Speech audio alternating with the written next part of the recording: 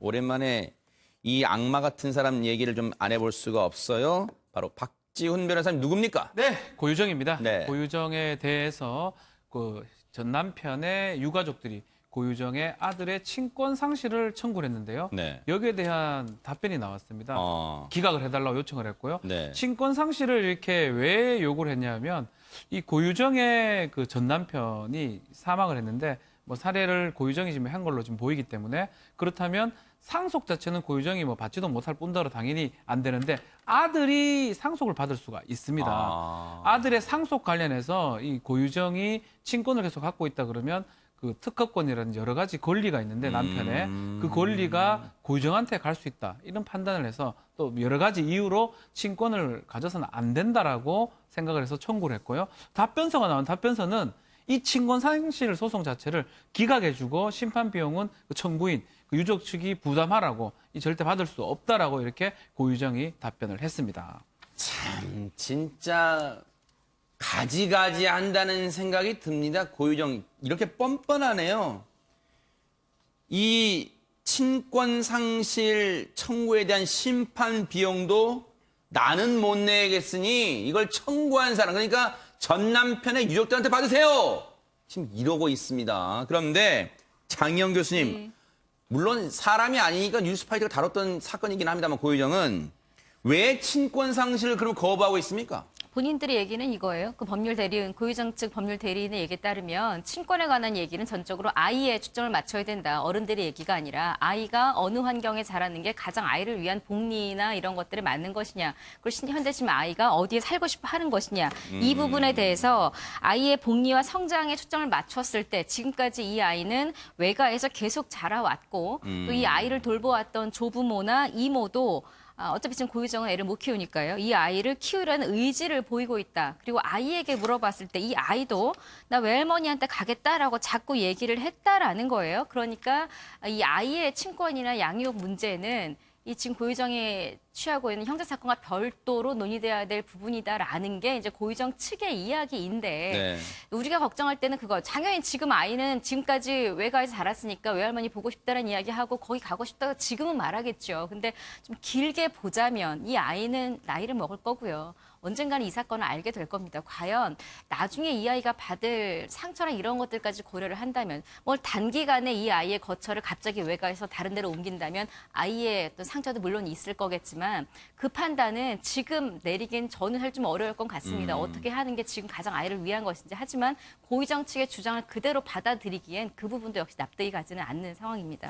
그러니까요. 지금 좋은 말씀 해주신 거예요. 왜냐하면 고유정 측 법률 대리인이 한 말이에요. 이게 실제로 그 아이가 그렇게 말했는지 나는 할머니한테 가 살 거야라고 말했는지는 그건 장담 못하는 거예요. 그런데 최명기 원장님 혹시 실제로 어떤 정서적으로 외가에 대해서 더 가깝게 느낄 수는 있어. 실제로 이제 물론 그 고유정의 친정집에서 아이를 키우긴 했습니다만, 네.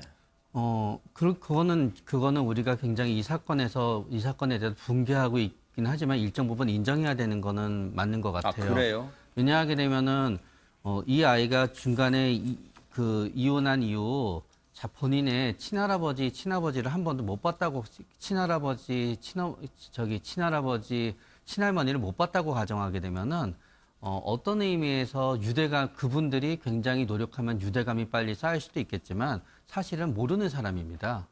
현재 단계에서는 모르는 사람이고 어떤 의미에서는 남인 거가 사실입니다. 현재는 아이의 마음속에서는. 이런 거 물어볼 때 우리가 이제 가족을 그려보자 그런 걸 아이한테 요구하게 되거든요. 이제 그런 가족을 그려보게 되면은 가족에 이제 그리는 사람들이 아이 마음속에 가족인 경우가 있습니다. 그랬을 때 아마 이 아이의 그림을 그리게 되면은 아마 그 외할머니는 굉장히 손을 잡고 있거나 가까이 그릴 가능성이 있습니다. 그러나 고유정도 굉장히 가깝진 않을 거예요. 고유정은 굉장히 멀리 떨어져 있거나 그런 아마 존재로 그릴 거고요. 아마 어쩌면은 친아버지는 그림이 없을 수도 있습니다. 그런 다음에 아마 현재 친할아버지, 친할머니가 그림 속에 등장할 가능성은 매우 떨어집니다. 그렇기 때문에 현재를 놓고 보면은 외할머니, 외할아버지가 좀 더 가까운 건 사실입니다. 그러나 또 이게 모든 것을 좌우하게 되는 건 아닙니다.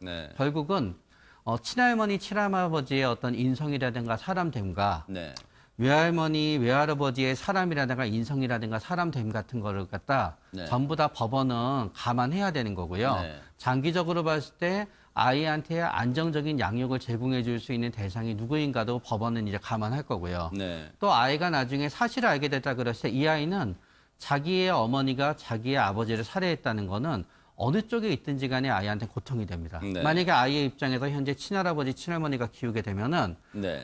내가 이분들의 아들을 갖다 살해한 사람의 자식인데 내가 여기서 키워줬구나라고 하는 거고요.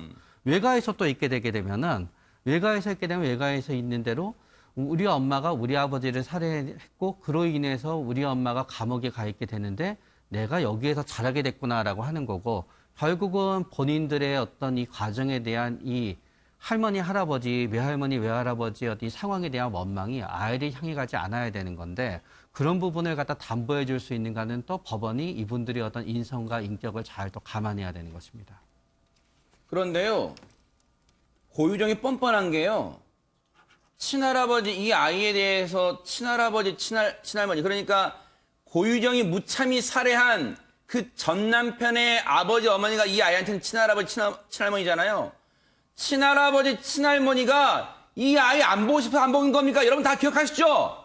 이혼 이후에 고유정이 한 번도 못 보게 한 거예요. 면접 교섭을 안 시킨 거예요. 그래서 못 본 거예요. 그래 놓고 이제 와서 외가에서 자랐으니까 우리가 키우려고 나 친권 상실 못해요. 이러고 있습니다. 이수정 교수님 뭔가 고유정은 지금 내심 노리고 있는 게 있지 않을까요? 그런 생각해 봅니다. 글쎄 뭐 특허권 그걸 노리고 있을 수도 있다 뭐 이렇게도 생각할 수 있는데요. 네. 일단 기본적으로 고유정의 이제 어떤 정신 세계로 보면 결국은 내 피부치 내 거다 이런 얘기로 보이고요. 뭐 고유정이 아마 합리적인 사고를 하는 사람 같으면 자기가 남은 인생 동안 아이를 키울 수가 없을 개연성이 굉장히 크다고 아마 알 겁니다. 네. 아는데도 불구하고 자기가 키울 수 없는 애가 내 거라고 주장하면서 내 친정에 그리고는 그 친정이 정말 친부모님이신지 지금 일부 이제 확인된 사실은 친엄마가 아닐 수도 있다 이런 얘기를 하고 있거든요. 그럼 계모한테 가서 내 아이를 피부치를 갖다 맡겨놓는 그 정도의 양육 환경이 최선의 양육 환경이라고 진짜 생각하는 건지 진짜 좀 궁금한 점이 들고요. 그러니까요. 차라리 그거보다 네. 뭐 삼촌이 나서가지고 자기 자식처럼 키우겠다고 하니까 결국에는 그 친할아버지, 친할머니 있으시니까 네. 그쪽으로 가는 게 장래 지금 6년 살아왔지만 앞으로 이 뭐 가정 환경이 20세 될 때까지 아직도 10 몇 년이 남아 있잖아요. 그렇죠. 그동안 얼마든지 아이가 더 안정적인 맞아요. 환경에서 어디서 커야 될지를 재판부가 충분히 합리적으로 그러니까요. 따져야겠죠. 그런 면에서 보면 박준 변호사님이 고유정의 주장, 친권 상실을 거부한다는 이 주장을 법원이 받아들일 확률은 어떻습니까? 뭐 그렇게 답변서 쓰는 거는 거의 획일적으로 씁니다. 아하. 예, 기각해달라 심판 비용은 청구인 측이 부담하라 이게 네. 쓰는 거고요.